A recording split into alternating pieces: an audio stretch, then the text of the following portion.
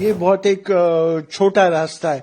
जो सबसे चौड़ा जो उसका स्थान है वो 21 किलोमीटर है मात्र, तो समुद्र के हिसाब से बहुत ही छोटा रास्ता है। पूरे विश्व का 20% तेल और हिंदुस्तान का 60% तेल इस रास्ते से आता है। हर एक $10 की वृद्धि अगर तेल की कीमतों में होती है तो इंडिया के विकास दर पे 0.3% की कमी होगी और मुद्रास्फीति 0.4% बढ़ जाएगा। ये बहुत एक छोटा रास्ता है।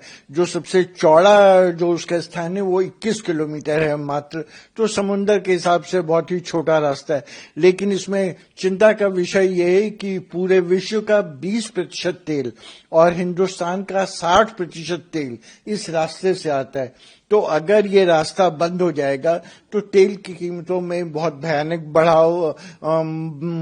बढ़ावट आएगी। अभी जैसा कि हम देखते हैं कि मई के दूसरे हफ्ते में अंतर्राष्ट्रीय बाजार में तेल की कीमतें करीब $70 प्रति बैरल थी, जो अभी ऑलरेडी बढ़ करके करीब $80-82 हो गई। और अगर ये बंद हो जाता है तो बहुत जल्दी $100 प्रति बैरल पहुंच जाएगा और उसके बाद उससे भी ज्यादा इसमें कुछ बढ़ोतरी हो सकती है। इसके अलावा विकास और मुद्रास्फीति पे भी बहुत बुरा असर पड़ेगा।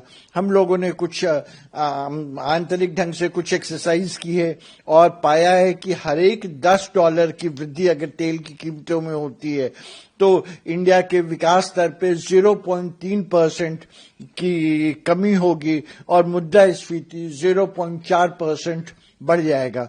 उसके अलावा रुपए की कीमतों में भी कुछ गिरावट आ सकती है। रुपए की कीमत अभी वर्तमान समय में 85 रुपए प्रति डॉलर चल रही, तो बहुत सारे बहुआयामी परिणाम हो सकते हैं। सर, क्या इसके ऑयल के अलावा जो है अगर तेल की कीमतें बढ़ती हैं और सप्लाई बाधित होती है और कौन से सेक्टर हैं जहां पर इसका असर देखने को मिल सकता है?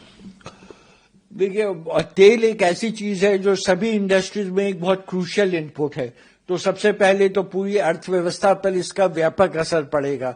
उसके अलावा अगर कुछ आप सेक्टर विशेष की बात करेंगे तो एयरलाइंस पे, केमिकल्स पे, पेंट्स पे, फर्टिलाइजर्स पे कुछ ऐसे सेक्टर्स हैं जिसपे बहुत खराब परिणाम परिणाम होगा।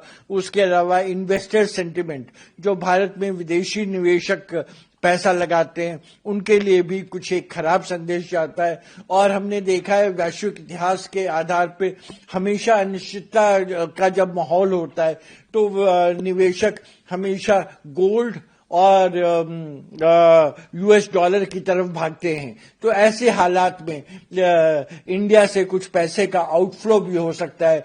गोल्ड और US डॉलर की तरफ विदेशी निवेशकों की रुचि बढ़ सकती है।